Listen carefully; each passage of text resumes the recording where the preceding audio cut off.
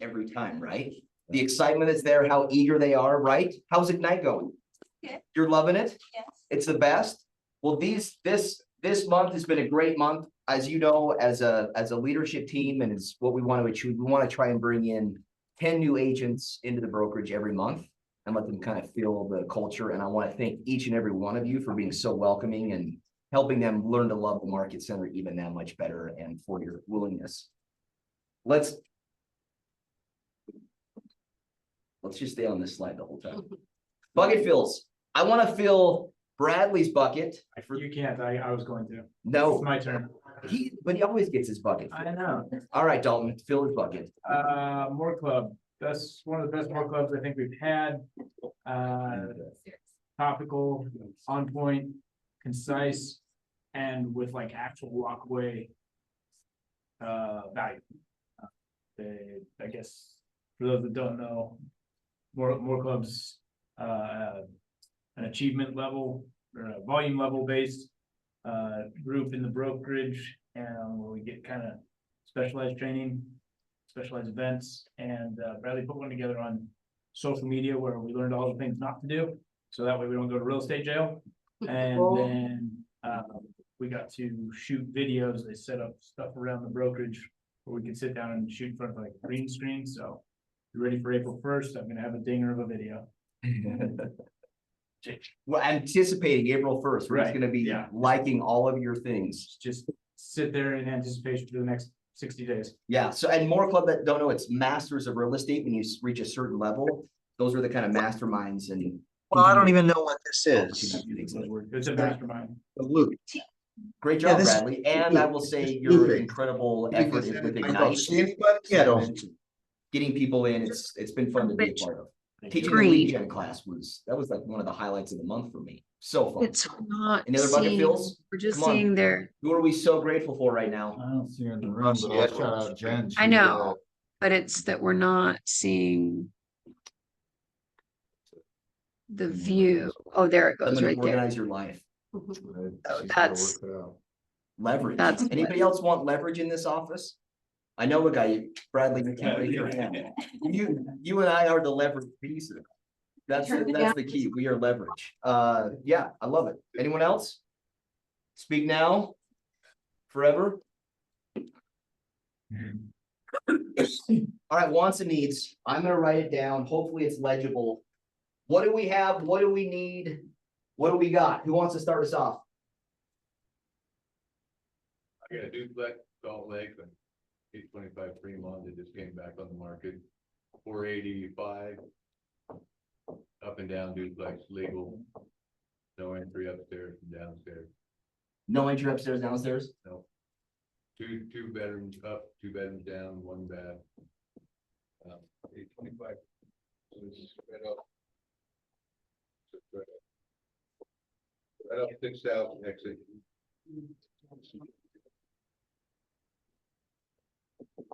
How's that? It's not exactly rusty style, but And I got another one Glassman Way and it's, sorry, say that again.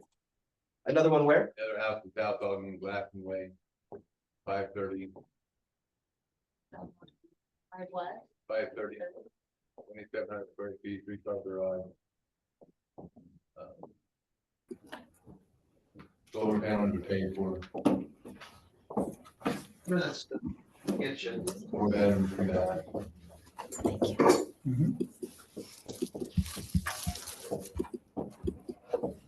Sweet. All right, next. Lauren? Troy has an Eden lot listing that dropped to 75K, it's 1.52 acres, beautiful views. 1.25 acres? Yep, What's the, how much? 75. Eden. 75. What's wrong with it? Yeah, what's wrong with it? Can you see Eden Yeah, from what's the wrong? property? It's also, it's just in the chat, so I don't know. That sounds like everybody wants it. Melissa Montgomery also has. I also have a lot. Listing going live today. 150. It is slated for $499. 499? Yep, 5 beds, 3 baths. They are open to rent the space. with the option to rent the basement, so if they want it, and it's fully fits. Can you read that? Back or what? Sorry, can you guys read that? Yes. That was a console lighting, 2 beds, 2 baths, 936. As a condo set? Condo. I was like, like, what is this? 2 bed, 2 bath? Yes. For 200.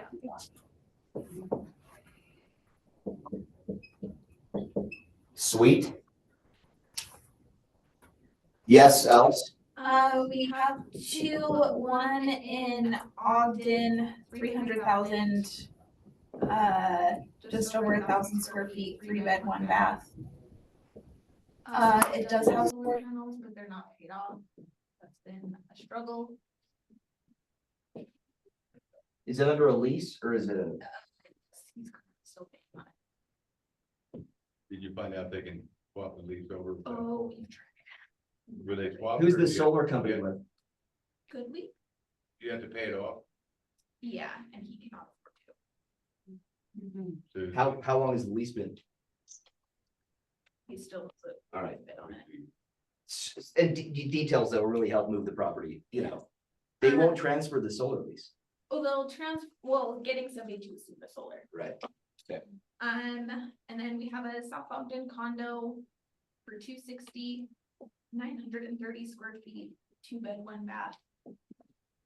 HOA is 250 a month, What was the square footage? 930. Two bed? Yes, HOA was what? 250, or I'm sorry, 170.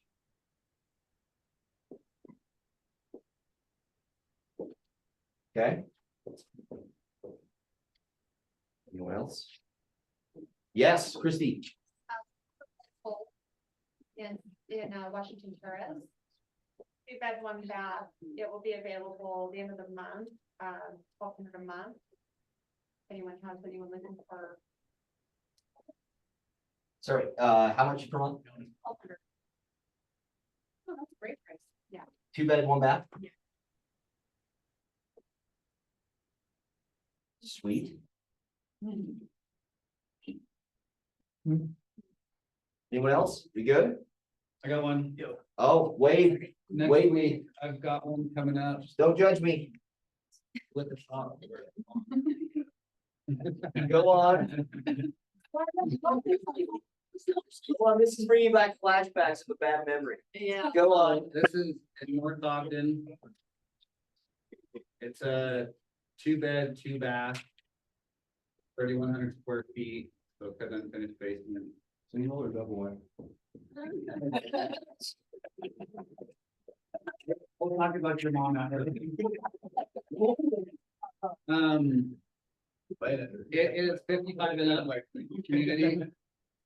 So HOA is 150, That's about right. really good condition, 445.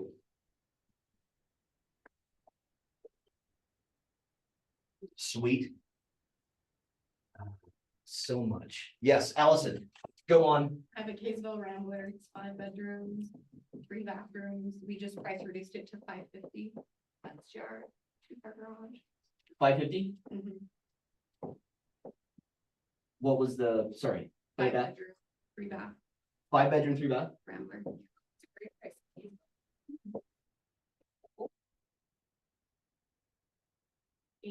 Remodel on it. Nice. Super cute. We have to get it sold Okay, like yesterday. Yeah. like yesterday. All of these.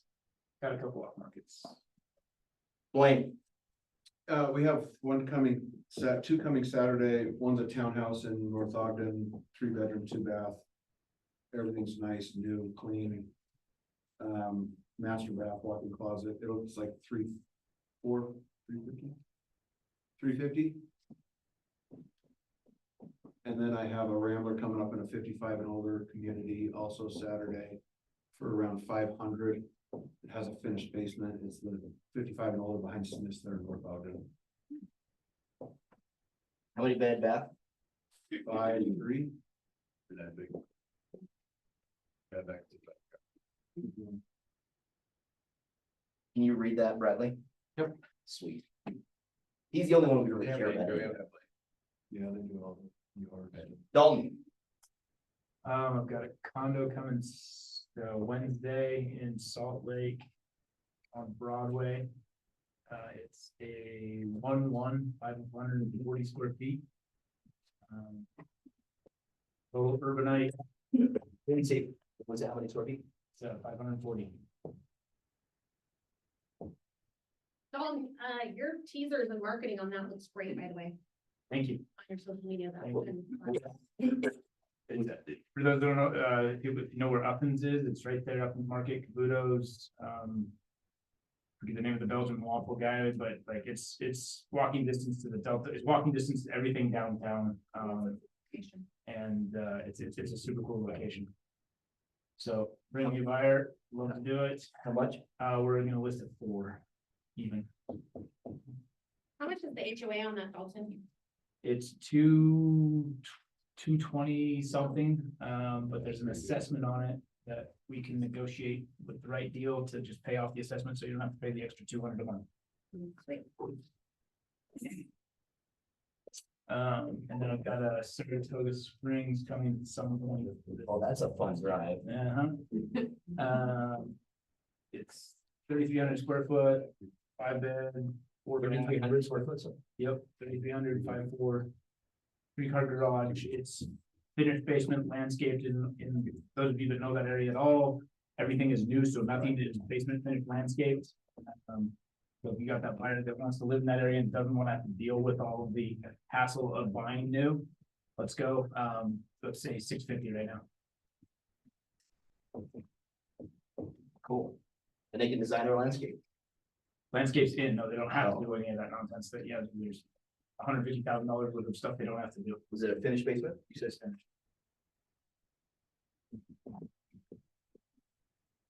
There's some cool homes in Saratoga. Actually, do you get there? Oh, I can get there. We'll take gas. Yes, Lauren. Don't.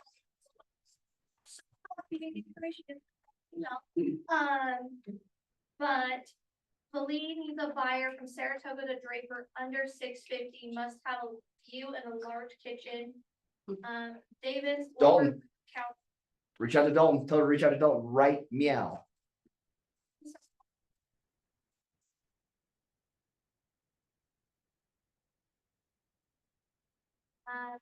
Jen Simpson has one coming up in the far west, 5 bed, 1 level, 2 bath, just over half an acre, large barn with workbench and parking for 3, additional covered parking for an RV, extra storage above the garage. Also has 10 water shares, listing at 550. 550. She has a picture up in Brigham, 3 beds, 2 baths, potential of 4 bedrooms. Brigham listing at 380. Wow. It's like the market isn't slow at all. Little fire. Hold on, let me just shake that steam off my hand from all that writing. Awesome. Real quickly, I need, if anybody has a Perry Willard Brigham City, like small 4-2 seller finance. I've got a buyer who's got cash both in pocket and reoccurring, just has credit issue. What's the price? I'm looking around 400,000 flexible, right? Seller finance. Looking for a 4-bed, 2 bath. From basically Perry to Brigham City. 13% on the. 13% done, okay. Spice come down to that 20,000.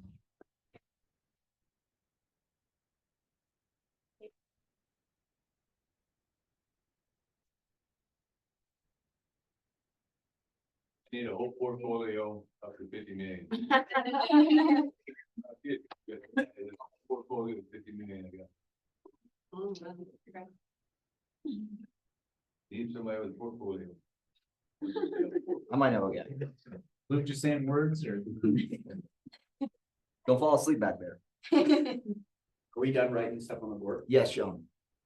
Not enough room. I do. I have a place that I need to have a tenant in there yesterday. And then I got another one that'll need to have attending in there like Monday.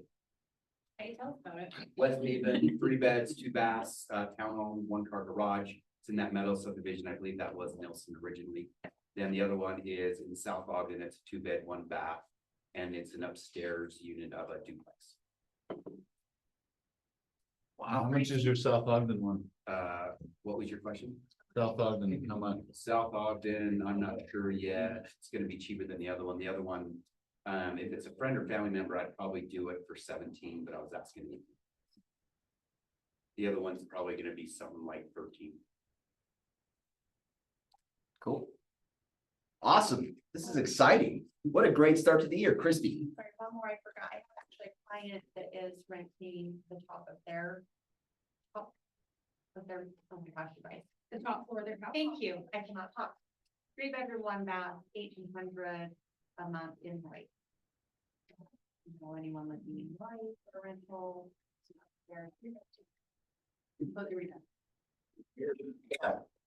All right. I love it. Thanks, guys. Okay, this week is loaded. Tuesday, command your contacts and smart plans. Bradley, teaser. Your database is pretty important, I think. So don't learn about how you can talk to them through this. Anyone who's done Ignite, your business is your database. I love it. Thursday, okay, this Thursday from 11:45 to 12:30, and this will be on the nose, right, Lauren? Cannot be late. What to expect and what to know before we go to family reunion. Who's super amped about family reunion? Woo. Thanks, Russie. And then Let me report for the people that are doing the leadership training. We're gonna wrap before leadership training. Oh, It's at 11:45, leadership training is at 12:30. sweet. So we will wrap on That time, can which change. is why we have to be on time. Okay. Also, I just found out, which I don't know why they haven't been shouting this, but Rory Bader, who is it? Baden. Phil Jones are both gonna be there too. So Dalton's a if you're big doing the excited what to about Phil. expect guy, I'll be there. that's Phil Jones. Dalton lives by that with his script practice and what he does every morning. If you don't know Phil, that's a great read. Thursday, command your opportunities and designs. Bradley, one more teaser for us. Well, if you want to get paid, you should learn how to operate your opportunities. And then that's about it. If you don't come, you're not getting paid. Is that the stipulation we're putting on this one? I like that one. And then Friday with Ken, compliance, limited agency. Yeah, limited agency is important to me. I don't know about you guys, but trying to, piggyback off. I don't think in general we do a good job of explaining limited agency to our clients.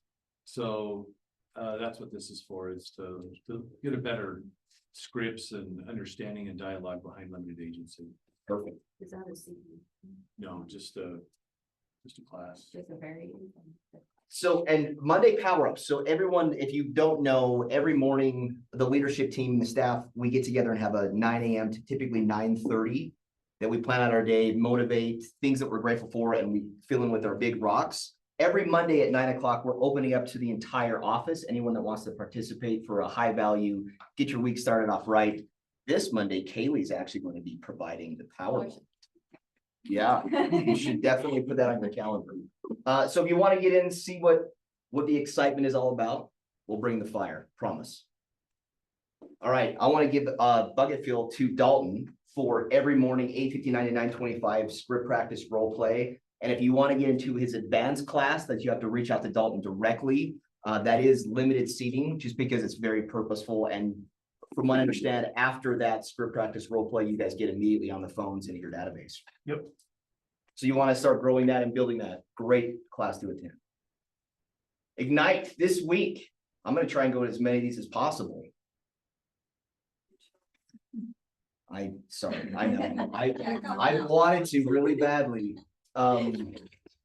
Qualified potential buyers win the seller tonight, win the seller and work with buyers and sellers tomorrow. Make and receive offers and negotiate the deal.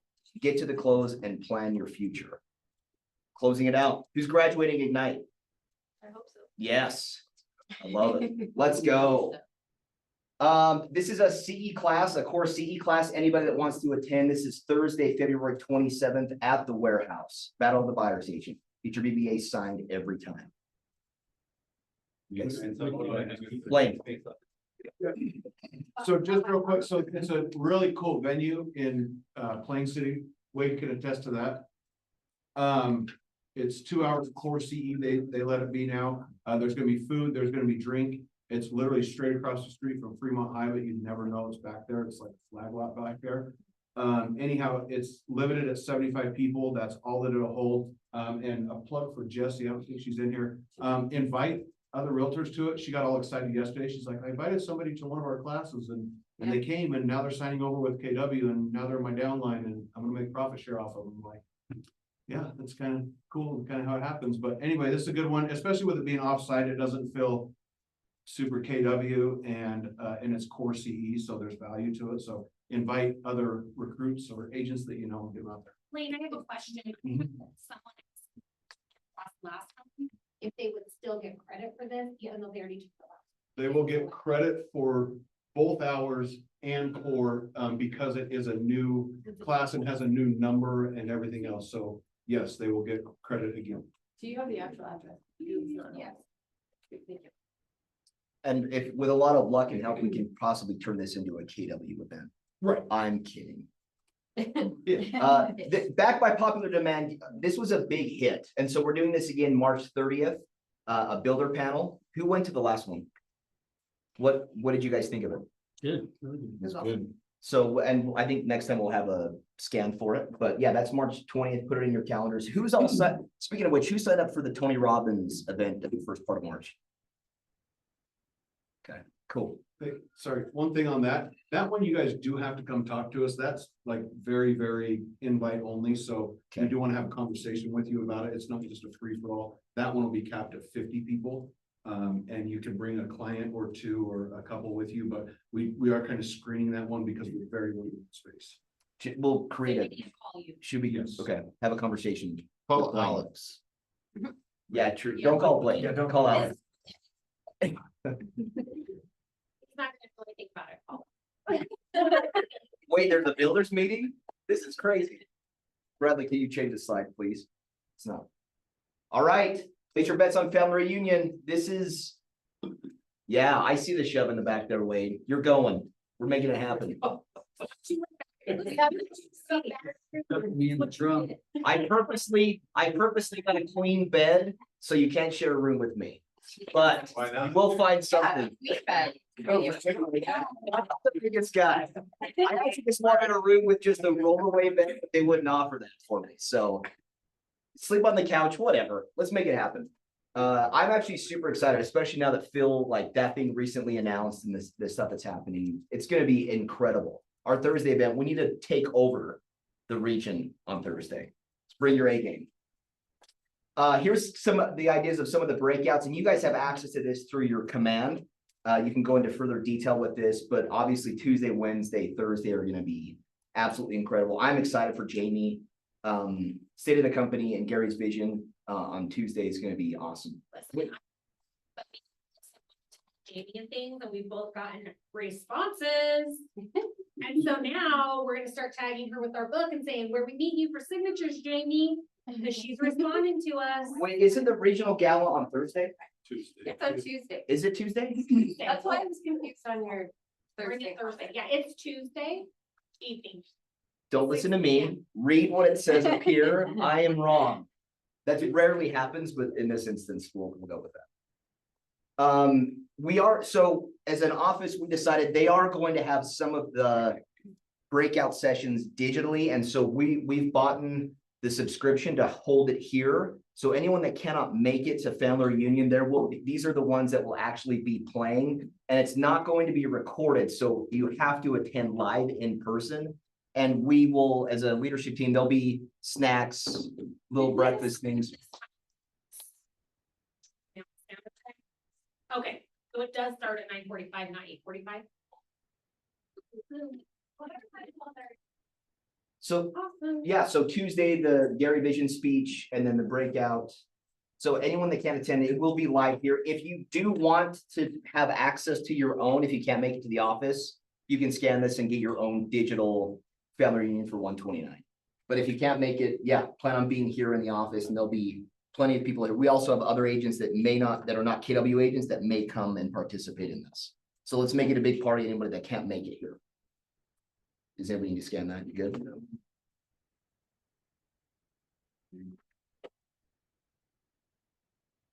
Sweet, and then Monday, the CEO Summit, this is the panel. This is extra on top of family reunion. Anyone that wants to go on Monday, scan this. Anyone planning on attending CEO Summit this year? These can also all be found at events.kw.com. If you'd like more information or the full agenda. All right. Just a great white screen. Red Bash, the lip sync battle. Do we know? Are we gonna put together a KW Success lip sync battle? Too late for us to get into this one, but Dalton and I have to admit this, the Dalton is gonna be on the stage. Family reunion 2026. Battling. Is that there for that conversation? Talked about it. I did in my head. Maybe it was a dream, but I think it'd be a lot of fun. I think we should do a contest and the loser has to participate in the lip sync battle. Who's in? Like, We're talking about script. that wasn't a script battle. Script battle. I'm gonna be in That fits a little bit more, yeah. What's gonna be the song? I'm gonna think about that. Hit me, baby, one more time.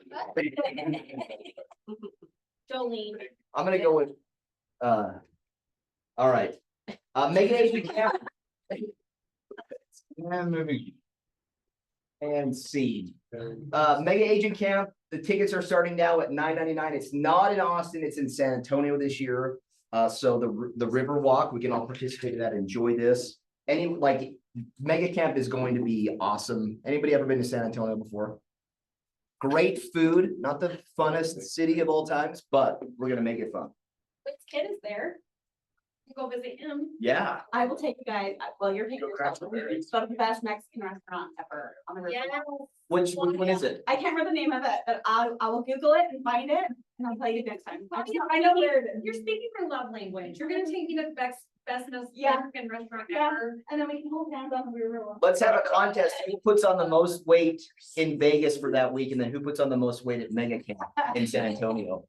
Winner, the loser of that has to do the lip sync battle next year. That's our contest. I like it. All right. TCPA compliance. This is going to be everywhere we go. Obviously, every time you log into Command, it's reminded, just be compliant. Let's avoid, as Dalton puts it, real estate jail and all those things that take away from our success. Are we ready? Is Corey here?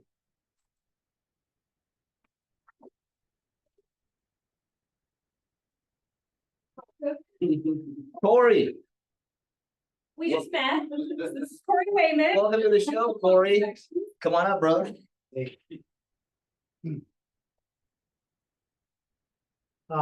Corey Wayman, I know pretty much everybody in here, so I don't even know what to tell you. Questions? Thanks for letting me feed you. What's that? What makes you different? Good one. We're not cheaper. You know what I think it is? The That's way a good you one. talk to the Good. applicants.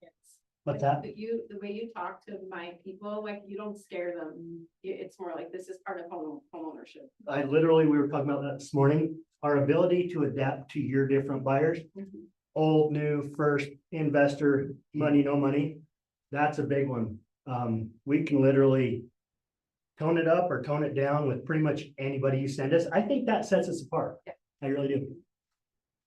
Mikkel, I don't know, What's the craziest thing you've seen recently? the wildest thing. Yeah. Oh. Not long ago, in December, there was a house that had been vacated that ferrets had been running. Worse than parrots, because I've seen parrots, this one was ferrets. I think they were ferrets, they weren't rats, they weren't mice. Sounds houseless. Not lying. Yeah, ferrets, the odor and Just one of those you burn your clothes when you're done. That's probably the latest. Interesting thing. Yeah, yeah. Stories, I mean, 13 years worth of, thousands of homes. That might set us apart too. We've been around for a minute. There's 5 of us. We cover Malad to Christ one time. We can get you in pretty quick. I know your smaller guys might have a hard time getting you in within a week because they're busy. I feel like we have the ability to get you in quick if you need to write a tight deadline. So a few things. Marco speaks Spanish. We do have a Spanish speaker. Yeah, we do. We do pretty much all the same stuff as far as like sewer scoping and mold and radon and meth. So I don't know that that's much different, but yeah, no, in all honesty, I think our prices are pretty competitive. We're able to keep them where we want them with multiple guys and the volume that we do. So I'm excited about that. Yeah, so thanks for letting me feed you. And I was on Instagram the other day, saw a good looking hoodie. Not a stalker, I just saw it. Thank you, sir. So, thanks, guys. We want to grab lunch now and then turn the time over. I think so, right? Yeah. Did you already share your screen? Oh, not yet. Big hand for Elevate, too, by the way, for the CE. Excited, 2.5 hours. This is a tough crowd, so good luck. I'm, Yeah.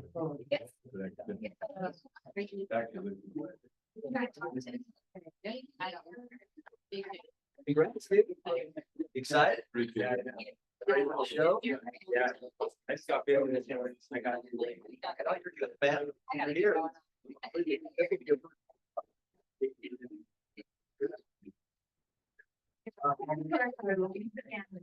That's right. Bill. And then-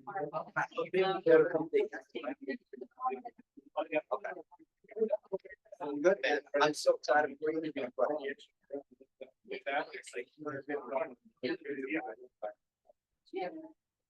They are really.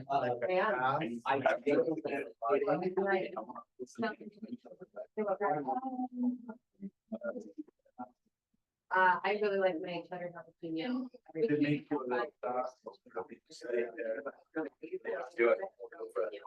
Next time you're around, so you'll be here. I'm not. Whatever. I'm loving it. What we're doing. You get it on.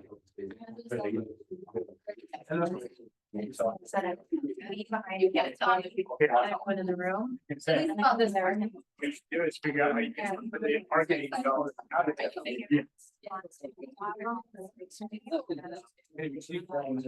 And the camera was like. Yeah.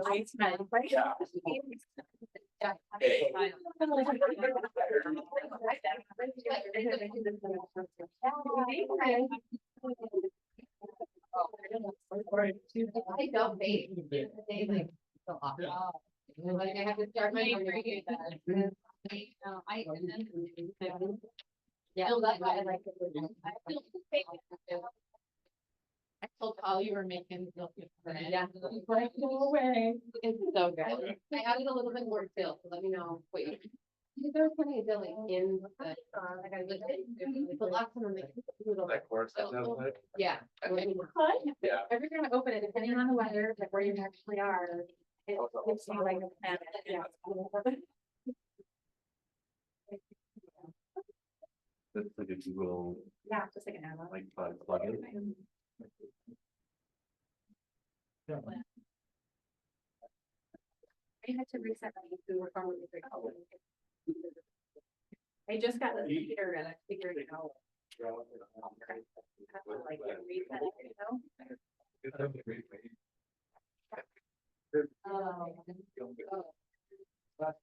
Yeah. Oh, Carpe Diem. What?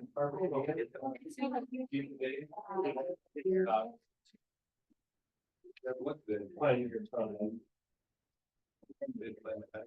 Yeah, yeah, all in down. I had it for. It's 2 hours.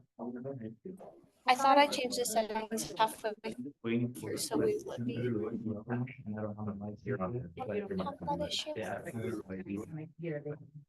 No, Okay. we wanna turn it off. You're on that mic, except for the view. Your mic's on now. Mute me. I needed. Good, how are you?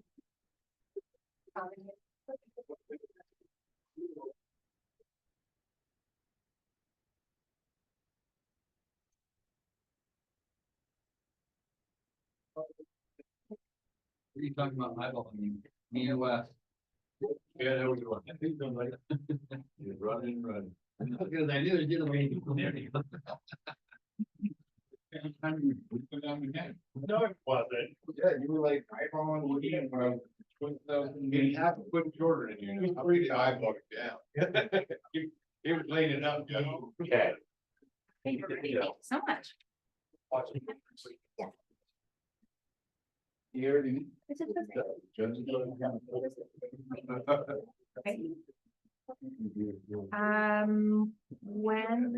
she'll get your, I think that was in 10 days with the state, so if you get it in the next 10 days, they can, actually, if we ever like miss one from a class, I can go in later and we'll bring it in.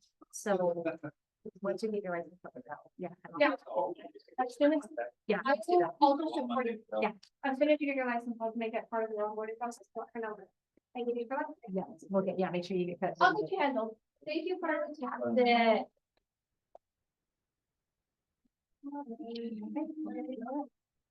Welcome to our road. I was waiting to see if it was back on. How are you?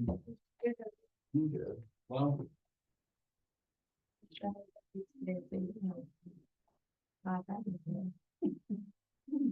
It's nice to see you in regular clothes.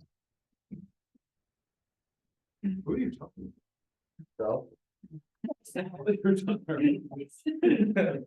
I was talking to my gym friend here, but I said it's loud enough so people like wonder what I'm saying.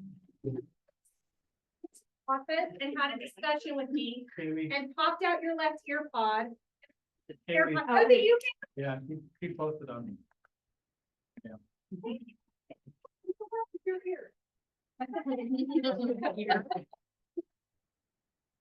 Conversations we had in the building are like HR. There we go. So glad that was your ear. It's nice to see you in regular clothes. Like, just all the things. I mean, most of the comments are from me. Didn't have HR, you'd be the first. Why do you think I care?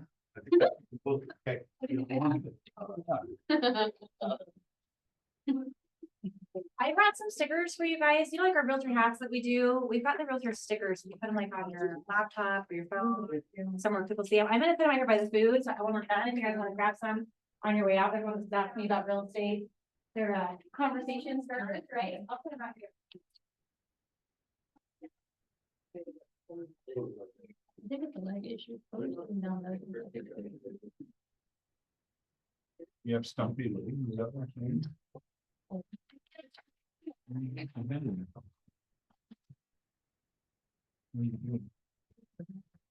You know that.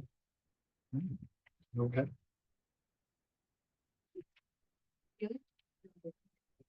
Your fault, I'm not the fault. I ran into. I think I saw you driving the There's- time, and I told you, There's no. I told you out. There's no. I literally rolled down my window and I'm like, pay attention. Yeah, it was on 56 and 5600 South in Roy. Been there. And She was Yeah. taking enough Bring your attention. voice down. right next to the Maverick. This is being recorded. Your insurance is gonna tell you. No, you need to be attention. Just like no lower volume. Just so you- I don't know why I crashed anyway, so you're. Right, you were like that on the phone. I rolled my window down. No, you're fine. And I was like, off the phone. No. You're my only short friend. That's how I remember. Like.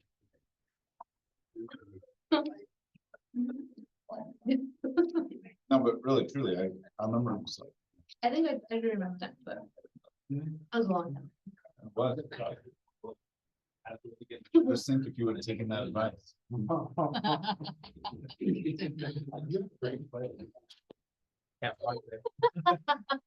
time ago, maybe I should have listened.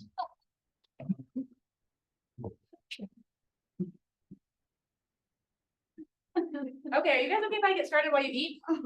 Totally fine. That way we can get you out of here at a good time. Mhm. This is an hour-long class, but technically we're allowed to take a 10-minute break, so we're gonna say we started this right at noon, and I'll still get you out of here at 1. How does that sound? Perfect. Is that okay with you guys? All right, well, we're just gonna jump right in then. I've been here a few times, so I recognize a handful of faces. But if you haven't met me yet, I'm with Elevate Home Descriptions. My name's Carly. I've been in the real estate industry for almost 5 years now, and I've been teaching CE for 4 of those years. I'm teaching for like 10+ years, but CE specifically for a little over 4 years now. And really love this. I think that as I prepared CE classes, because all my classes are targeted for real estate agents and helping you guys in your business, but I've never been a licensed agent. So I actually had someone ask me, this was a few weeks ago, she was like, so like, how do you teach agents how to be agents when you're not an agent?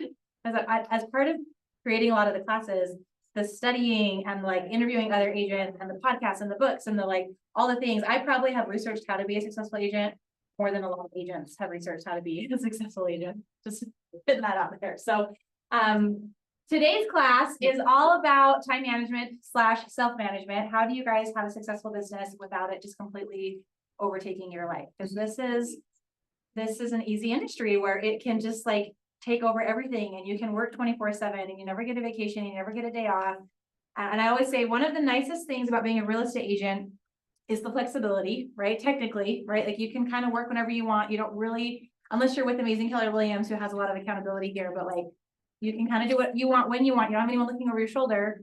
But that's also one of the worst things about being a real estate agent is the flexibility. You don't have anyone looking over your shoulder and telling you when to start work and when to stop work and like asking for check-ins. So today is kind of going to address that a little bit. Like, how do you enjoy the flexibility of this industry without it either taking over your life or you're not getting any business because you're not working enough, right? Because you take advantage of the fact that it's so flexible. So we'll go over all of that. For all of my friends on Zoom, do we still have, I haven't seen this, do we still have people on Zoom? Probably. Okay. I think, all of my friends on Zoom, for the state, for you guys to get credit for today's class, I do have to have your cameras on. No one's gonna see you because you're not on the screen, but that's one of the requirements is you have to have your cameras on. And then throughout the next hour, I'm gonna give out some keywords and I'm gonna need you guys to write those down and turn those into me because that's how you kind of prove that you were paying attention. So I'm gonna toss out a handful of keywords at random times throughout today's class.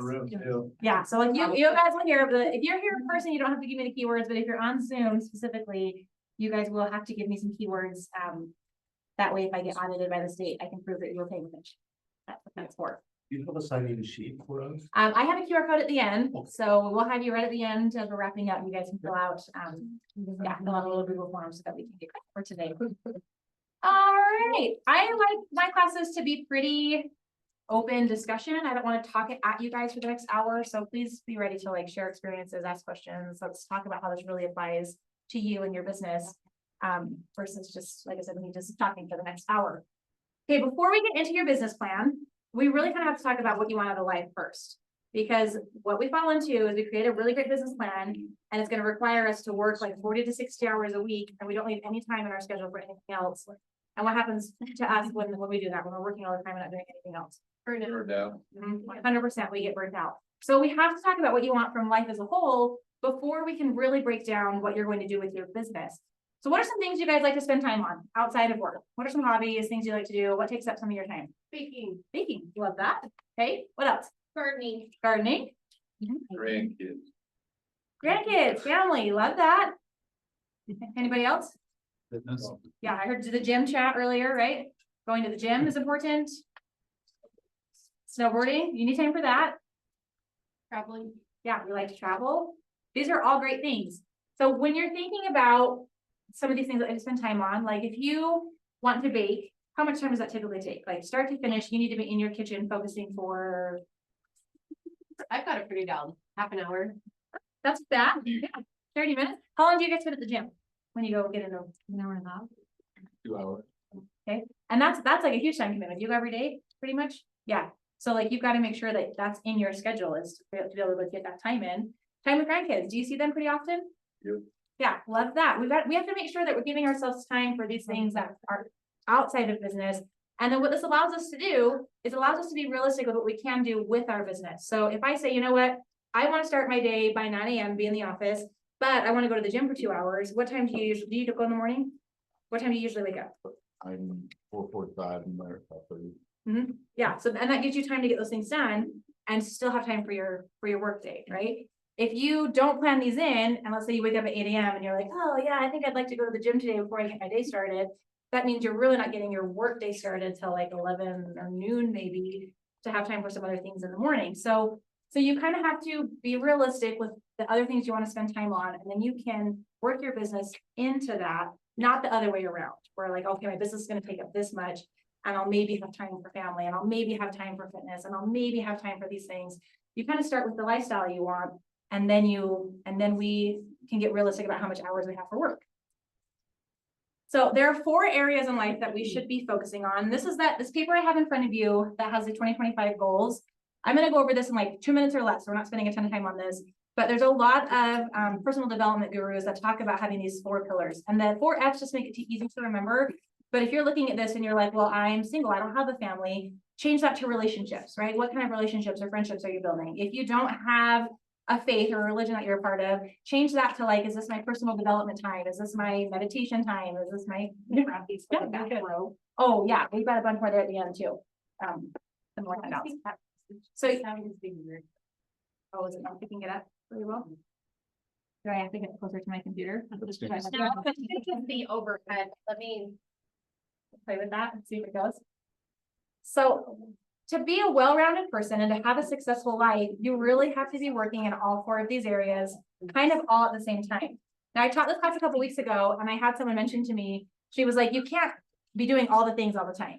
So like, sometimes you have to let one area slip a little bit so that you can give more for another area. If 2025 is going to be your year and you want to just crush it with your business, you may have less time to go towards some of these other things. But it's still important that you're giving some time to these other areas, because we already talked about this. If you're only focusing on one area of your life, what happens? You fail me other. Yeah, you're going to get burnt out. You're going to get run down. You're probably going to get sick, right? It doesn't work very well. It's not long lasting if you're only focusing on one area. So this little sheet that I have, I like, this is my favorite way to do like a game plan, because it breaks it down into what can I do in 3 months, what can I do in 6 months, and what can I do by the end of the year. I feel like we just barely ended January, right? So it's still new enough in the year to be working on some goals for 2025. And the one thing about this sheet that I'll point out is that your goals don't have to build on one another. So let's say in fitness, maybe your goal by the end of the year is to run a marathon. You don't have to say, okay, by the end of the year, I will run a marathon. And then in 6 months, I will run a half marathon. And then that 3-month goal is I will run a quarter marathon. Like, they don't have to lead to each other. It could say by the end of the year, I'm going to run a marathon. In 6 months, I want to have lost X amount of weight. And in 3 months, I want to have created a meal plan that I can stick to that makes me feel really good, right? Like the food is healthy. So they're all fitness related, but they don't have to lead. Like, does that make sense? They don't have to be the same goal. And you do that for all 4 areas, and you can have it do whatever you want. If you want to give more time to family this year and less time to the other areas, do it accordingly. If you want to give more time to your business this year and less time to the other areas, that's okay. But put it in there and make it realistic. How many steps you're going to be getting? How much time are you spending? Are you doing date nights? Are you spending time with your grandkids? Like, whatever those goals are. I'm not going to give you time right now to go through those, because I hope that you take some time to really think this through. And the nice thing is that after 3 months, you have to look at this again and then set goals for the next 3 months. And then in 6 months for the next 6 months. So this isn't just hey, by the end of the year, I want to hit this. I'm going to put this in my office desk and I'm going to forget about it until I'm setting goals for 2026, right? You have to be looking at this more often.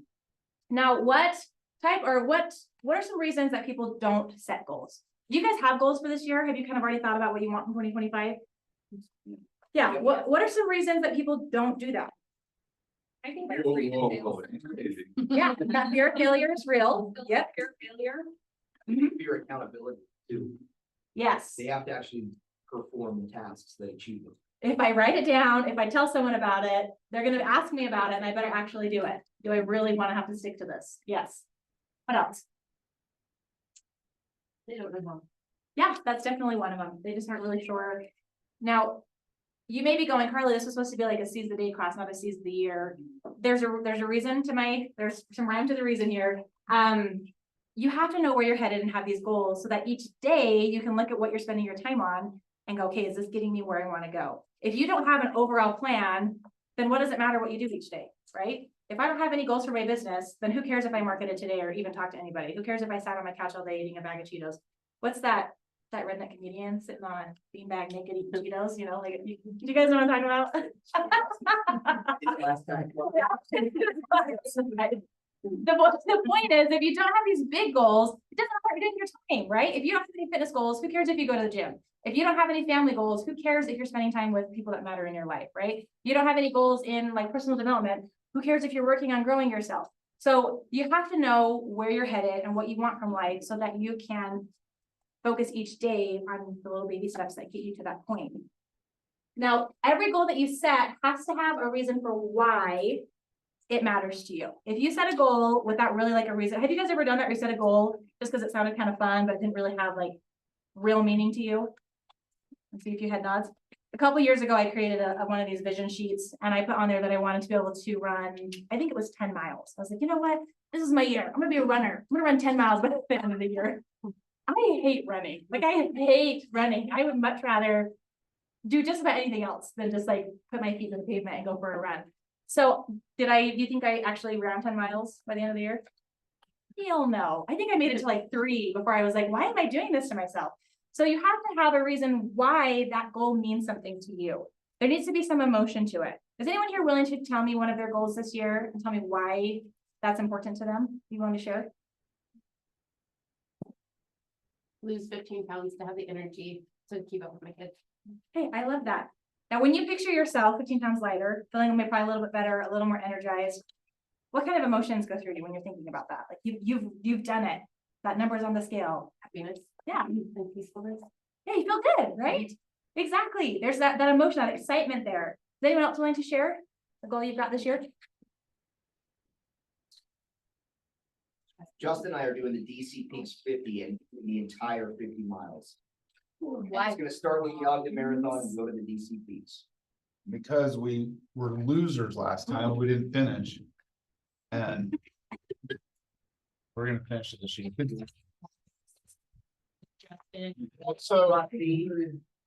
So we want to train so that we can actually be prepared for something instead of like, oh yeah, let's just put shoes on and go run 50 miles. Yeah. Okay. Good. I'm actually gonna make that for my friends on Zoom. I'm gonna make that keyword number 1. Write down the word train. Train. That's gonna be our first keyword. Write that down, all my friends on Zoom. You have to turn that into me at the end. Now, picturing your guide, you're crossing the finish line. You've done this. What's it called? DC Peaks? DC Peaks. You finished it. You got to the end. How many miles is that? 50. Okay. Do you do it all in one go? My brain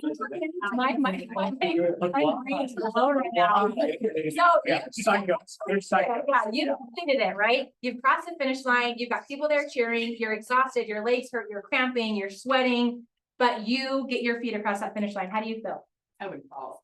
I don't know, we haven't done it yet. But they don't picture it. Picture it. It's incredible. Yeah, it's I definitely see myself being better fuel than just like Welch's peanut butter and jelly sandwiches every hour. I'm starving the whole time. The Smuckers and Crustables, those are, that is, yeah. well, this year, like, so I did 33 miles. I didn't get to 50, but like that's farther, it's more than twice as far as I've ever gone. And just the feeling of like getting to here. Yeah, that's still a huge accomplishment. We're gonna talk about that in a little bit, giving yourself some wins, even if you didn't hit like your overall goal. We're gonna talk about that. So having a reason why this is so important, because if it doesn't mean anything to you, you're not going to work towards it. When something hard happens, or you're tired, or you're feeling lazy that day, it's easy to just be like, I'm not gonna do that anymore. Or who cares if I drop this goal? Because it doesn't actually mean anything to you. So when you're writing your goals or thinking about what you want from life, it needs to have a real reason for why. So like I have a lot of people who say, I love real estate because I want to make lots of money, right? There's no opportunity, there's no income cap. How many of you guys feel that like you do, right? You've got an opportunity here to make a lot of money, but why is money important to you? Do you have a big family that you have to feed? Do you have travel goals and you want to be able to fund your travels? Do you have a sick parent at home that you're paying for all of their house care? Like what is the reason you need lots of money? That's the reason why. Where's the emotion to it? Maybe you like the flexibility. Okay, but why is that important to you? Is it because you travel? Is it because you've got pets at home? You've got to be able to be home with all your animals. It's like, whatever the reason is, there's a reason for why that matters to you, and you need to figure that out. Because how many of you guys have ever had a bad day in real estate? Yeah. How many of you guys have ever thought about quitting? Never. Yeah. What has kept you going? Monster and genuine anger. But it's those reasons why, right? Okay, I can't go anywhere else and have this kind of flexibility. So even though I'm hating my life right now, I'm gonna push through, and this is important.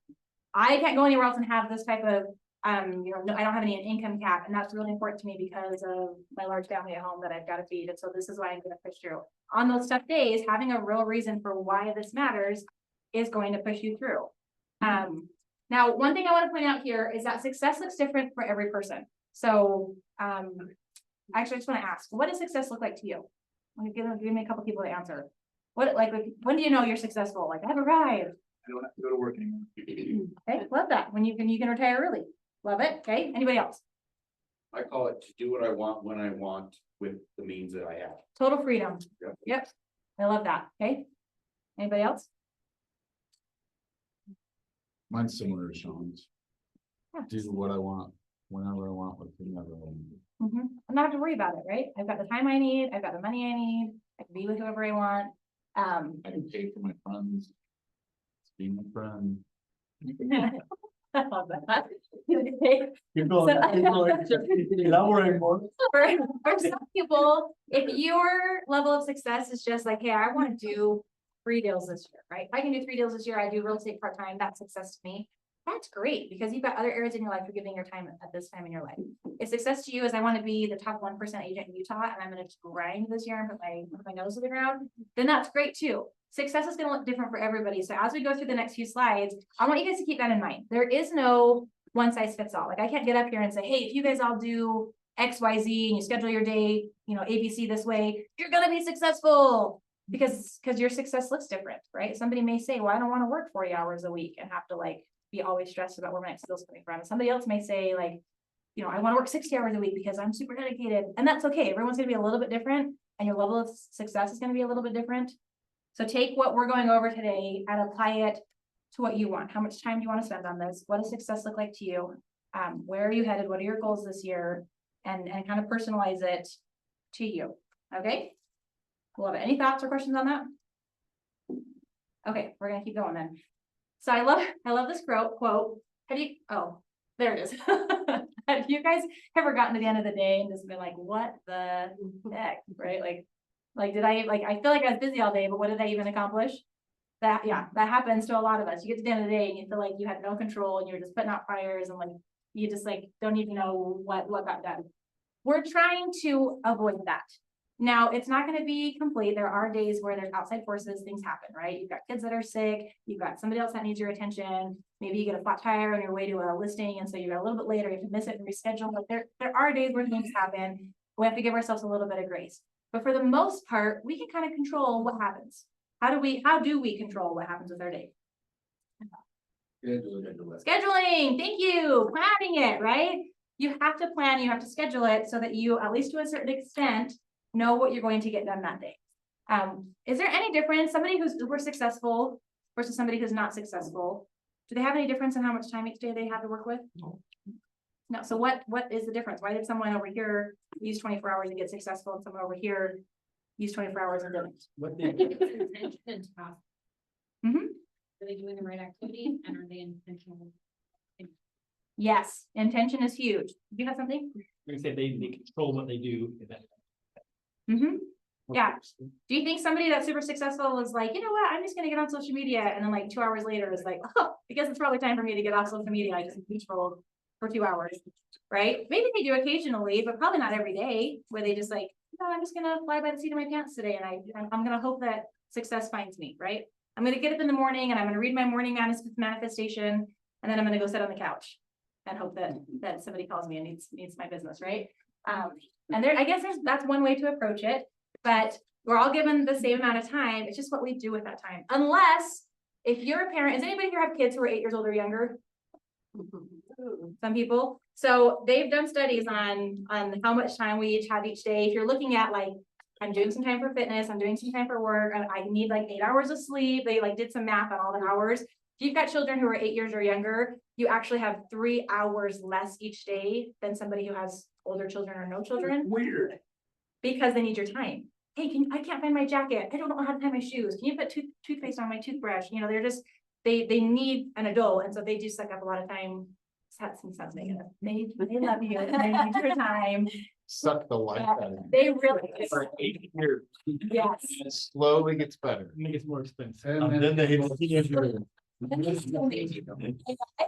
So this, like, I feel like it should be older than that. Kids need us for a long time, but if you're a parent who has younger children and you're always like, I feel like I'm not getting anything done, it's because you really do have less time each day because your kids need you. And you need to recognize that, again, as we're talking about giving yourself some grace, being realistic about the time you have, it's okay to say, you know, I can actually only work for this much time today because I've got kids who need my attention and I've got to get to pick up and I've got this and they've got activities and it's, you know, we have to be realistic with how much time we have. Has anybody here ever tried to calculate what your time is worth? How much time, like what your hourly wage is? I love that. Yeah, if you haven't, pull out your phone and do this little calculation, but if you kind of know in your head what your hourly wage is, the reason I point this out is because if you're at home and you're deciding like, well, should I do some marketing calls or should I go pick up my book and sit on the couch and read for a minute, right? Like, if you know, hey, my time's worth $96 an hour, or my time's worth $350 an hour, are you more or less likely to go kill time? Well, hopefully less likely, right? If you know what your time is worth, hopefully you're less likely to do things that are time wasters, and you'll fill your time with things that are worth $350 an hour or are worth $96 an hour, because that's your hourly wage that you're making. This is a good time of the year to do it because it just ended last year. So we can look at our 2024 income and say, hey, how much did I really make? What's my time worth? How much hours each month that I put in? That's not. So do this. Yeah. You do your little calculation here. Keep that number in mind. Hopefully that's eye-opening when you're spending time on things. You guys have him come to your family reunion, right? Rory Vaden? Yeah, okay. Sure. I want to share this little clip from him. He's the author of the Procrastinate on Purpose book. Has anybody read that book? Should we? And you're gonna go listen to it. You're all excited to hear him talk. Does anyone know who he is? Like, Last year, so I've seen him last. So yeah. Okay. He's a really great public speaker. His book, Procrastinate on Purpose, I feel like it's worth a read. So I have just a short clip here I'm gonna show you with him talking about time management, because I think he makes a really good point about where we're at today. Oh, let's see. I have to share screen with pause. Hold please. I have to share screen with sound. I don't think I clicked the button to share with sound. Sorry guys, let me redo that. There is. Yeah, we got two. To share audio, share a tab instead. It's called Bradley. Also share tab audio. Okay, there we go. Now this should work where we can hear him. Oh, Bradley. Sorry, technical difficulties. Okay, here we go.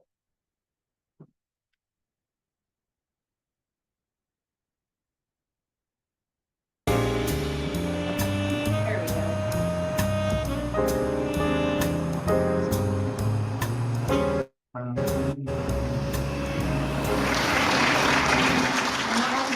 I'm going to fast forward.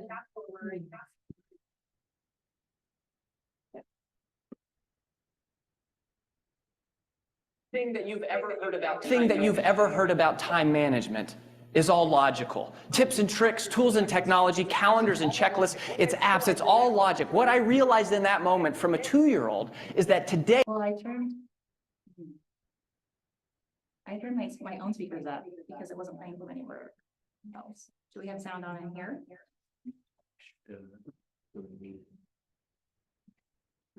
Only us. Do we want to play the echo game? Echo game.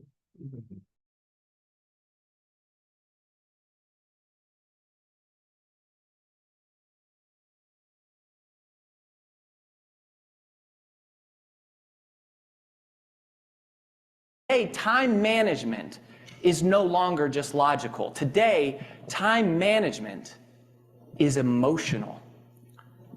And how our feelings of guilt and fear and worry and anxiety and frustration, those things dictate how we choose to spend our time as much as anything that's in our calendar or on our to-do list. In fact, there is no such thing as time management. You can't manage time. Time continues on whether we like it or not. So there is no such thing as time management. Really, there is only self-management. Well, that was the first big realization that I had. In order for you to understand the second, I want to take you on a quick history of time management theory. And that really began in the late 50s and 60s. And it came during the Industrial Revolution. And early time management thought was all about, it was one-dimensional. And it was all based on efficiency. And the idea with efficiency was that if we could develop tools and technology to help us do things faster, then theoretically that would give us more time. Well, there's nothing wrong with efficiency. All things being equal, efficiency is better. And yet there is an unfortunate limitation to efficiency as a strategy for time management. And it's evidenced very well by the fact that we all carry around miniature computers in our pockets, and yet somehow we're still never caught up. Well, in the late 80s, Era 2 time management thinking emerged. I feel like it was pretty much single-handedly ushered in by the late, great Dr. Stephen Covey. And Dr. Covey introduced what we are referring to as two-dimensional thinking. He gave us something called the time management matrix, where the x-axis was urgency and the y-axis was importance. And the beauty about this was that it gave us a system for scoring our tasks. And then based on how they scored in these two areas, we could prioritize tasks one in front of the other. Prioritizing is all about focusing first on what matters most. And for the last 20 years, this has really been the pervasive mode of thinking as it relates to time management theory. And it's not that there's anything wrong with prioritizing. In fact, prioritizing is as valuable a skill today as it ever has been in history. And yet, even though we throw that word around like it's the end-all be-all to time management theory, right? We say, get your priorities in order. Or it's just, you don't have the right priorities. Well, unfortunately, maybe that's not really the case.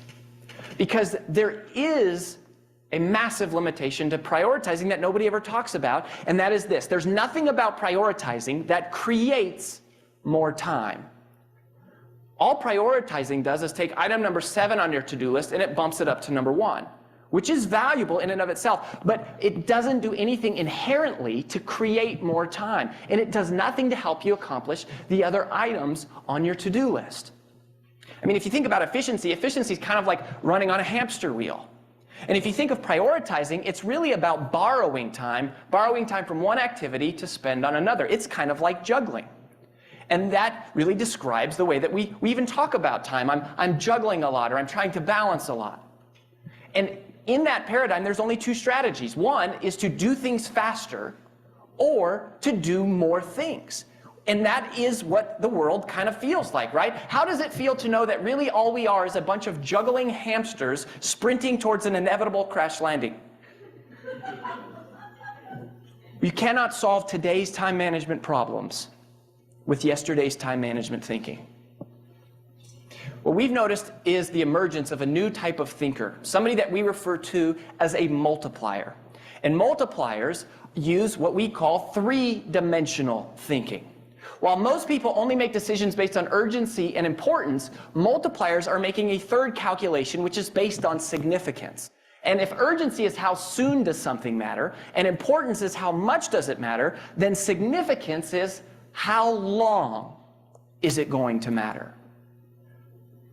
It's a completely different paradigm. It's adding on to what is there. It's in with the old, but it's also in with the new, because most of us, if you think about the modern day to-do list, which is one of the key strategies or tools that we have, we ask ourselves, when we assemble our to-do list, we say, what's the most important thing I can do today? But that is not how multipliers think.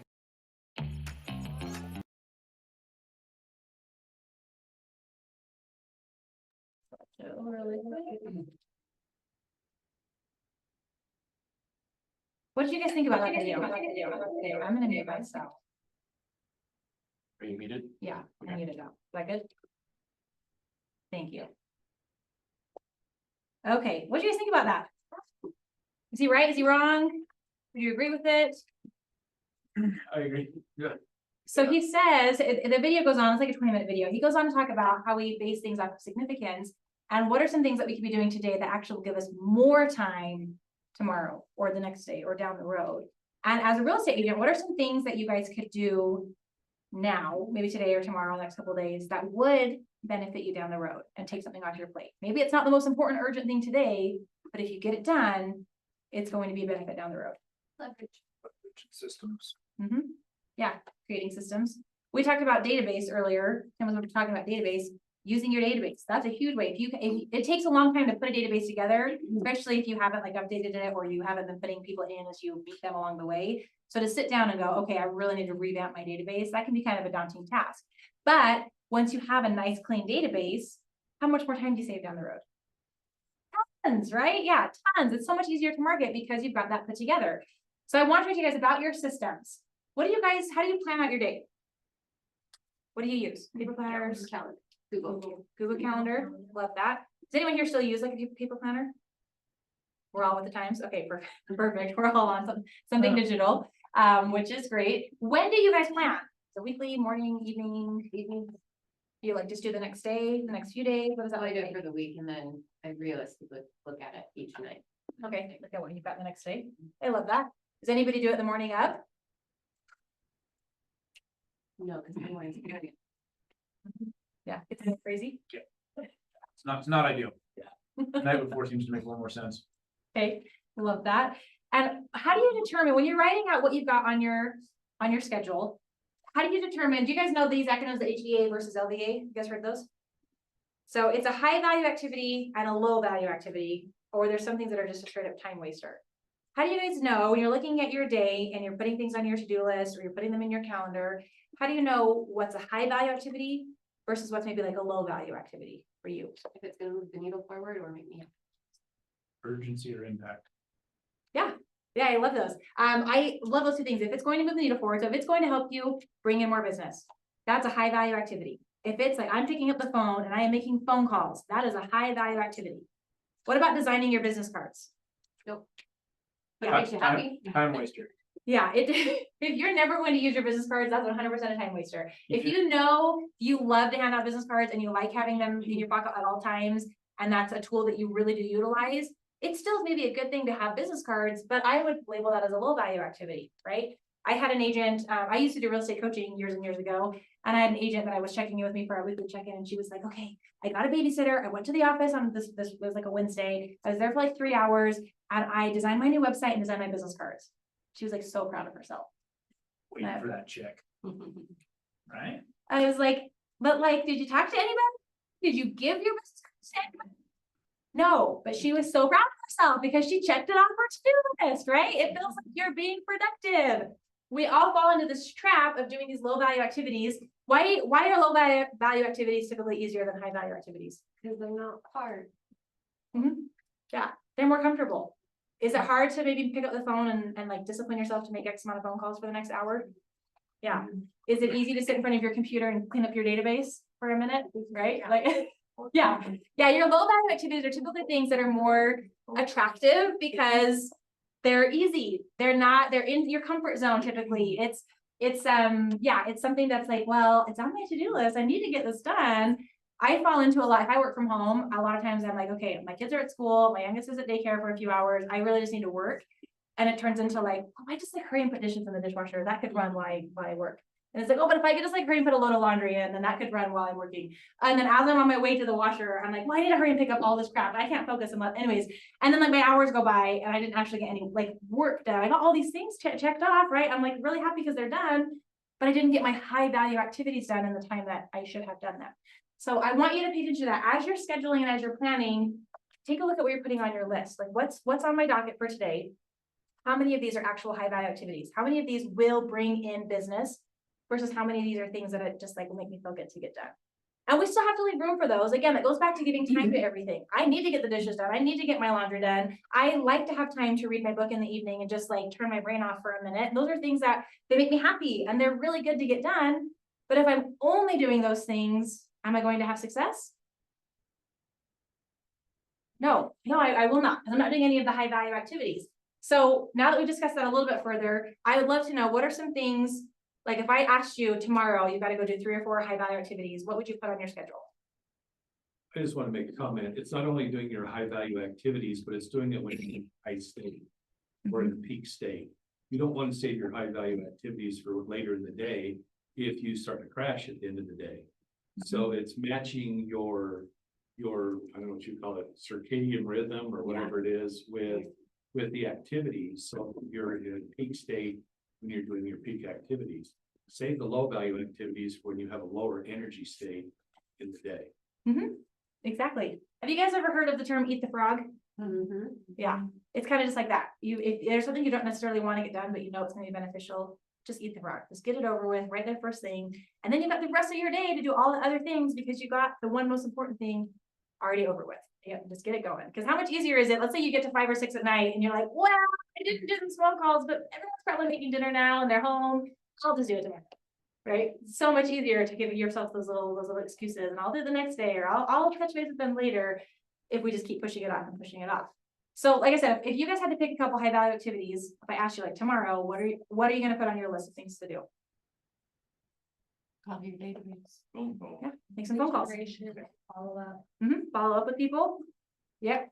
Yeah, that active marketing. We're gonna talk in a minute about a little term I use, power hour, but we'll go over that here in just a few minutes.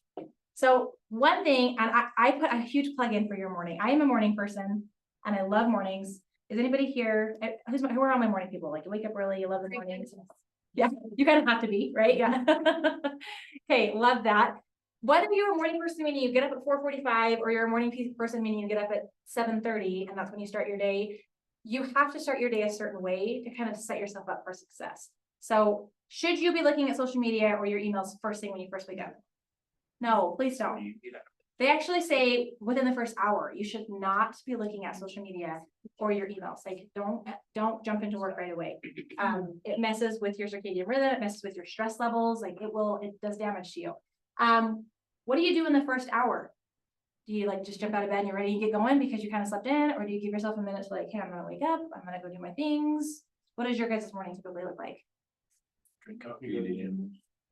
Yeah, get up and go to the gym. That's good. Out of the house in 15 minutes.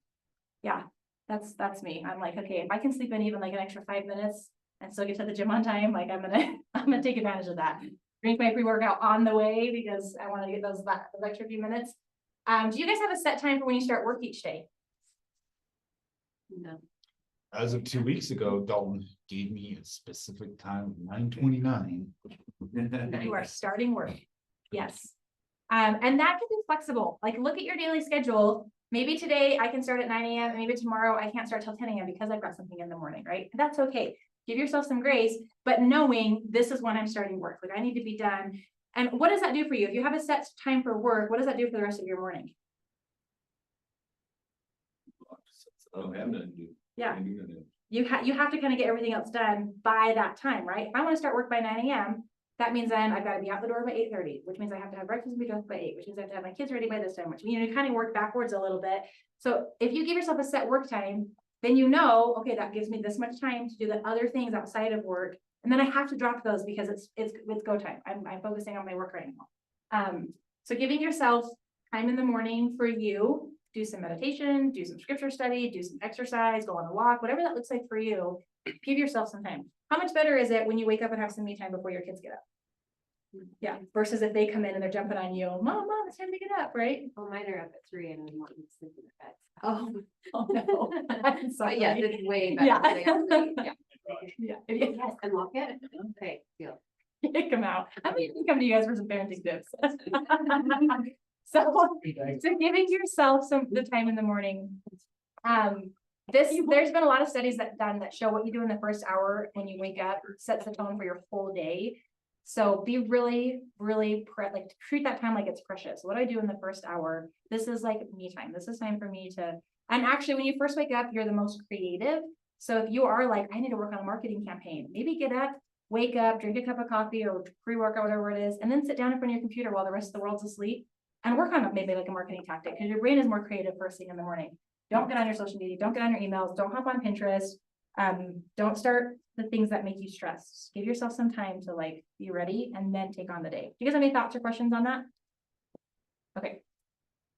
This is like, if you get one thing out of today's class, this is it. Now, as I mentioned earlier, I did tons and tons of research and study as I put a lot of these CE classes together. And as I met with real estate agents and asked them about their marketing plans, this is kind of across the board what I saw agents do. Hey, I don't have any clients right now, so I'm gonna spend all my time marketing and I'm gonna get in front of people and I'm gonna go to events and it's gonna be great. And I get a couple clients, my efforts worked. Now I'm showing these people houses and I'm going to listing appointments and I'm writing offers and my marketing is taking a back seat and I'm not really marketing at all. And then those deals close. Hey, I have no clients again, so I'm gonna market. And your business is going to do this because your marketing does this, right? You get busy. I've got clients who are in my face. They need my time and attention. My marketing takes a little bit of a back seat. Has anyone ever fallen into that trap? Never. Yeah, we're perfect. We don't do that. We put our kids in the garage. Your marketing is the most precious thing you can do each day. Now, this ties back into your level of success that you want. If you want to be uber successful, I recommend at least 1 hour every single day. If you're okay doing maybe a few less deals and you say like 3 days a week, I can do an hour a day, what you have time for, but 1 hour every single day is what I recommend. And your marketing time, these are high value activities. This is sending the emails. This is getting on social media with a purpose, right? Hey, I'm going to DM these 4 or 5 people that I need to reach out to. And I'm going to see what they've got going on. I'm going to find 3 or 4 people on social media that I can go to a pot by later and take them a dinner or stop by because, you know, whatever it was that they posted. I'm making the phone calls. This is not, hey, I'm going to market for an hour and I'm going to design my business cards. And I'm going to feel really good because I checked it off my to-do list, but it didn't actually bring in any business, right? So 1 hour every single day that is planned in. If you want to take it a step further, don't just say, hey, I'm going to market from 10 to 11. Say, hey, from 10 to 11, I'm going to call these 5 people. I'm going to stop by these three people's houses. I'm going to invite X amount of people to my next event, right? Like actually take it a step further and plan it out. How much easier is it if you're having kind of a crappy day? Maybe your kids woke up super early the night before. Maybe you're just feeling yucky and you don't really want to market, but you already have it planned out. How much easier is it to stick to that? Yeah, so much easier. I had a couple of years ago, my daughter, we thought had appendicitis. It ended up being something else, but we were in the ER like all night long with her and didn't go home till like 4 a.m. because she was in so much pain and it was this whole thing. And I was really trying to grow. I was a loan officer in a previous life and was trying to grow my loan business. And I had already said like, okay, the next day, this is what I'm doing for my marketing time. And I got home and I was just gassed, right? Like it was an unforeseen emergency. It would have been really easy for me to just go, you know what? I'm just going to take the day and I'm going to take it as a gimme. And I'm not going to really do a whole lot today. And I totally could have done that. And it would have been probably fine. But I had already planned out like, hey, these are just a few things I need to do for my marketing today. And so I stayed home in my jammies on the couch, but I got those things done. And I was like so proud of myself at the end of the day to be like, look at me. I'm like, yes, I'm going through kind of a rough spot. But I got these things done that I was able to do still from home because I had already had it planned out. So if you take that step further to know like, hey, Monday, this is what I'm doing for marketing. Tuesday, this is what I'm doing. Thursday, this is what I'm doing. These are the posts I'm going to make on social media. This is the whatever step that is. That goes back to Rory Vaden's video where he's talking about the significance. If I can get some of these done, if I can take that time to plan it for the week, then no matter what comes my way during the week, I'm ready to roll. And I'm not going to get knocked off my horse here because I already have it like planned out and set. Do you guys have any thoughts, maybe tips? If you guys are pretty good at this, do you have any tips for some of the other agents? The things that have worked well for you when you're trying to plan some marketing time? I mean, we all, this brokerage and time blocking, like you probably hear that message 3 times a week if you're leaning in, but the catalyst for me is what are you doing? Like having the plan ready to go for your X amount of time that you set aside for Y, right? Somebody likened it to going on vacation, like you have you're off work for five weeks and you can either have it planned out so that way you can go accomplish what you want to do and like know what you're going to do, or like imagine just starting to plan your vacation and execute it on the first day that you have off. Okay, day 1, it's 9 o'clock. What are we doing, right? And that hits with me because I'm like if we don't have a plan, why bother doing it kind of person. I don't go with the flow very well, but it also just helps so much knowing what I need to be doing during that time. Because otherwise, it's like, okay, I'm time blocked. Guess I'll work on business cards because I don't have a plan, right? Yes. Yeah, I've set this time aside. Yeah. now what? Right, I'm who do in I front of call? my phone, I'm in front of my computer. Yeah, this is great. Let's make that for my friends on Zoom. Let's make plan keyword number 2. Write down the word plan as the second keyword. Yeah, and who here like gets excited to make plans? Like planning a vacation or planning your marketing time. Like, is anyone here is like, I'm like really excited to sit down on Sunday and plan my week. A handful of people who here like is, I mean, I'm assuming the rest of you probably don't love it, but do you do it? Do you do it? Do you try to? Yeah. Try to. Yeah. This is one of those things that it's not super fun in the moment and it may not fall on that like super important or super urgent scale. But with our time / self-management, if we set aside time to plan out our week or our marketing, you save so much time later.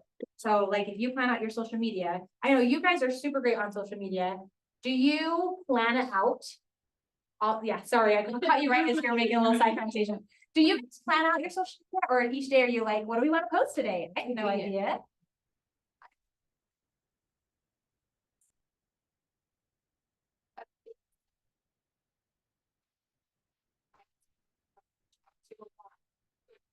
In bubbles, and then like what are messages we put towards those people, and then what are content ideas behind that, and creating the content. We actually like purchase templates to make it leverage our time, so I'm not like making those from scratch. I can just plug and play, but the message still fits. Like, Love that. That's like exactly what I was hoping you were going to say. You take that time, which probably took time to go find the templates, right? Probably took time to plan this out, to create your bubbles of people you're trying to reach out to. That takes a lot of time. That's what you're investing to get to that point. But each day now, how much easier is it to be active on social media? Yeah, it saves you time later to put in the time now. And now you can get out there and you can market, and it's not just like, you know, I have no idea. I'm gonna get on social media and I'm gonna scroll. And then 3 hours later, be like, oh, I could redo that post. And you just wasted all of your time. I think we can fall into that trap. So put this as a priority, even if you're busy with everything else, even if there's nothing else you can do for your business that day, but spend like 30 minutes marketing. Don't let your marketing take a back seat, because that's when your business, it may not be tomorrow. It's not going to be in a couple weeks. It's going to be like in 2 months where all of a sudden you're going to go like, where don't my clients go? That's because you stopped marketing for a while. So this is super important. Okay, let's see, where are we at with time? We're right there. Okay, I only have 2 more things and then we'll wrap this up. So have you guys ever heard of the winner effect? There was a study done with mice. They put mice together and they have them fight. Has anyone heard this? Okay, I'm gonna summarize it for you. So they put mice together and the mouse that won, they put him against another competitor and he won again. And then they put him against another competitor and he won again. And then they took that loser from the first fight and put him with another mouse and he lost. And then they put him against another mouse and he lost. And they got thinking, like, is this like a real thing? Do winners typically win more and do losers typically lose more? So they took it to humans and they did some studies on people, not fighting. It was more humane things, but they learned that if winners actually tend to win more and be more successful, and losers are harder on themselves and it puts them on this path of losing more. So when we're planning on our day, and usually at the end of the day, if you get some tasks done that you knew you needed to get done, maybe it was a high value activity that wasn't super fun, give yourself that as a win. It's actually more of a mental thing. So to go like, yeah, I spent an hour marketing today, but I didn't actually get any leads. I'm feeling a little bit like a loser. That was kind of a waste of time. I don't even know if I'm going to call people tomorrow because I didn't like it today, right? That puts you on the path of like, well, maybe I'm not gonna make phone calls, or I've got a bad attitude about it. And you will, based off this study, lose more. It'll be harder for you to be successful because you're recognizing the losses. Versus if you flip that and said, you know what, I did my marketing today that I said I was going to do, and I called all the people that I said I was going to call. Sure, I maybe didn't get in a new client today, but that was what I needed to do, was make those phone calls, and I did it. Look at me, I'm a winner right now because I did the thing I said I was going to do. You're more likely to make those phone calls again tomorrow and the next day, and you're more likely to have a good attitude about it, because when you recognize something as a win, your brain goes like, ding, ding. That's actually, we like that. We like the feeling we get when we're winning. So this is a real thing. When you guys are sitting down, planning your week, looking at how you spent your day, this kind of goes back to that quote of like, do you run the day or does the day run you? If you can end the day going like, wow, that was a little bit crazy, but I got X, Y, Z done that I needed to do, taking that for a win, right? Sure, my kid threw up at school and I had to go pick them up. I'm sure this, whatever else happened that was really unexpected, but I got the few things done that I said I really needed to do. That's a win. That's a good day. And you're going to set yourself up on a path for more success. Okay, last thing, we are right on time. This is only 2 minutes. Are you guys okay if I play this? This will be the last thing we show. Do you guys know who Darren Hardy is? Yeah.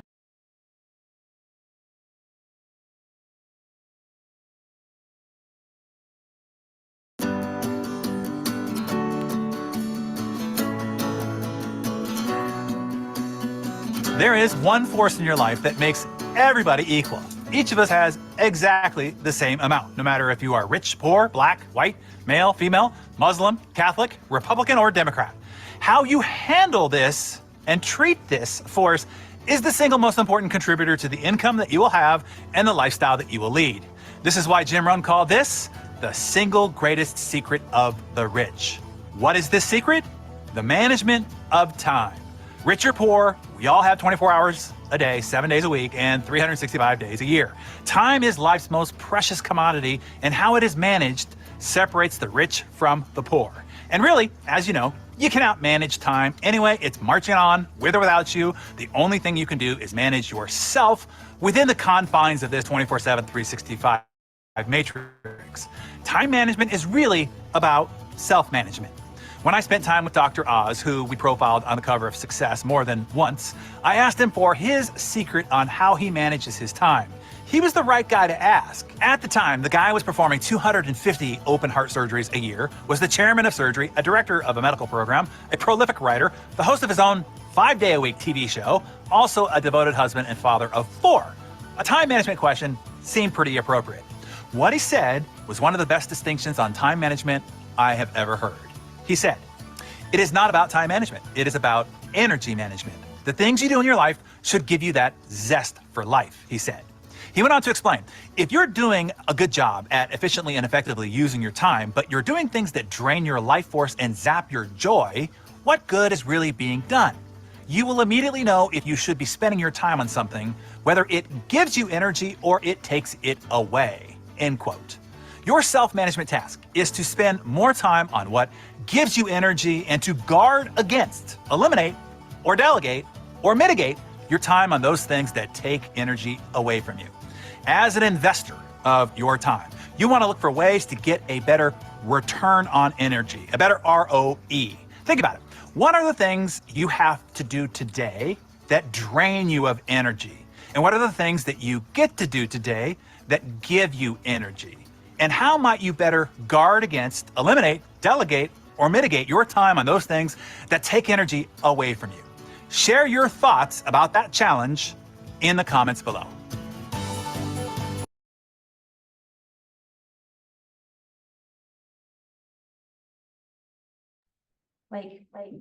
I'll pull it. Again, here. So pull out your phones. This is the QR code you need to give me your license number so I can give you credit for today. And while you guys are working on that, I want to just go over some takeaways. What are some things now that you guys can go and apply to your life that's going to make you more well-rounded, help you make sure that you're giving time to the right things, and make it so you're using your time better so that you're more successful in your business without it taking up so much of your life? What do you guys think? Anything stand out to you today? Say it again, I was like, You're good. Yeah, just takeaways from today. Like, what did you learn that maybe you're going to actually go implement? well, I think that last thing, the energy suckers, and another podcast guy said, some people are like batteries. Some people give you energy, and other people take energy from you. And eliminate those and lean into the things that give you energy. Yeah, I would 100% agree with that. And sometimes there's things that we have to do that maybe we don't love to do. And is it something that we can delegate, right? Can I pay somebody else to do this? Can I ask somebody else to do this? Is it something that I can like mitigate, right? If I plan ahead enough, then I spend less time doing this thing. Or is it something that I just have to like hurry and get over with really quick first thing in the day, right? Like, I don't love to clean toilets, but I'm going to, right? If I just hurry and get it over with, then I can move on to the next thing that I need to do. And spend more time on something that actually does give me energy. What other thoughts do you guys have? I think it's important to calculate your hourly rate and really pay attention to how much time and energy are you spending focused on the things, and should those things be getting your energy? Would you pay somebody less than you're paying yourself to do some of those things? Because I think in the rat race, we get pulled into things that probably shouldn't be in our world, but we do it because ultimately we're probably all avoiding things that we should be doing. But would you pay somebody, $350 an hour? You can pay somebody $350 an hour to figure it out. If you're not, then you should probably be hiring out. And if you can hire somebody for $35 an hour, you just hire someone for 10% of your hourly. Yeah, and now you can spend your time on more important things. Yeah. Yep. Now you freed up 3 hours in a week. Mhm. Somebody else. I'm surprised by how many people feel, I think this goes back into that emotional, like, Roy Raiden was talking about, we make decisions based off emotion a lot of times and based off logic. And there is like a guilt sometimes. I've had a lot of agents tell me like, well, I just feel guilty if I'm not the one like cooking my own meals, or I'm not the one cleaning my own house, or I'm not the one doing my own transaction coordinating, or I'm not the one doing my own social media. Like there's more emotion to it than logic. And if you can put it into numbers, right? Like you just said, you don't like to be on social media. You can pay some young kid to do your social media for you, half of what like you pay yourself, and it gets done and you're happier for it. It's less of an energy suck, and you can spend your time doing the things that are going to bring in more business and let somebody else handle that for you. And sometimes getting to that realization can take a little bit of time or some effort, but once you get there, it's like, why didn't this matter, right? Like this is so much better. Share that with people on Zoom. I think they're asking. Oh, they're not seeing that access link. to- Yeah, I guess if you're on Zoom on your phone, then you're not going to be able to. Oh, let me see if I'm just gonna try and copy and paste my QR code. Let me grab the link for it really quick, and then I can put it in the chat box. I'm gonna go grab my Google form. This goes to. I think one takeaway I had was, once we know our hourly rate, I think it applies in a lot of things. It's easy to say, okay, should I be doing this for work? But harder for me to be 100% present after work and other things. It's like, try to do both instead of when I'm done with work, I'm done. And if I give that same attention to my kids as if I were my hourly rate as a dad, thinking it that way. Kind of changes how you use your time. Well, I've caught myself before, when I look at my hourly wages, there's been times before where like I get into like my family time at night and I'm still working because I've got things that need to get done. This is what I make money doing, but I've got my kids that need my attention. And there have been times where I've had to almost like turn that off. Be like, yes, I'm making, $100 an hour, but I need to keep that within like a 9 to 5. That way I can be more present, because that's important too. I'm not just here to work and make money. There are other things that need my time and attention. And so there are sometimes where I've had to be like, wait a second, put the phone away, like give your family all of your attention, and stop working for a hot minute. And that's hard to do sometimes, but aren't we the better for it, right? You like more of that we talk about energy takers versus energy givers. Spending time with your family can definitely be an energy giver. If we could just like unplug and be there, right? Be present.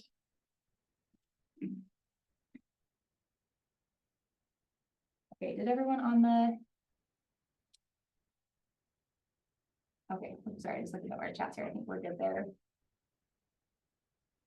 Love it. Okay, once you guys felt the QR code, like we're done. So thank you guys for your time. All of those little sticky notes should have my contact information. So if you ever have questions or anything, don't hesitate to reach out. Or if you want like links to any of the videos or slides, I will get your hours banked in the next 24 hours. And then I'll usually follow up with you just to say, hey, they're banked now, you should see them again. So I'll be reaching out probably in the next 48 hours to just let you know that everything went pretty smoothly. If for some reason I don't have your license number correctly, I'll call you to make sure you still get hours. Yeah, I'll be here for the next few minutes. So if you guys have questions or anything else you want to talk about, feel free. If not, then that concludes. Oh yeah, it wasn't obvious. You gotta put your shameless plug in. Yeah. Technically, as a CE instructor, I'm not allowed to, yeah. So like I can wear my t-shirt, but I can't be like, hey guys, let me tell you about elevator. So if you have questions, come see me. or may or may not be available. Yeah. Love it. Thank you guys.